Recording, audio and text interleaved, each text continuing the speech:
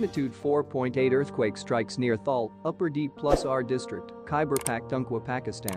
A magnitude 4.8 earthquake near Thal, Upper Dīr District, Khyber Pakhtunkhwa, Pakistan, was reported only 10 minutes ago by India's National Centre for Seismology (NCS), considered the main national agency that monitors seismic activity in this part of the world. The earthquake occurred at an intermediate to considerable depth of 203.3 kilometers beneath the epicenter in the morning on Monday, June 13, 2022, at 10:34 a.m. local time. The exact magnitude, epicenter, and depth of the quake might be revised within the next few hours or minutes as seismologists review data and refine their calculations, or as other agencies issue their report.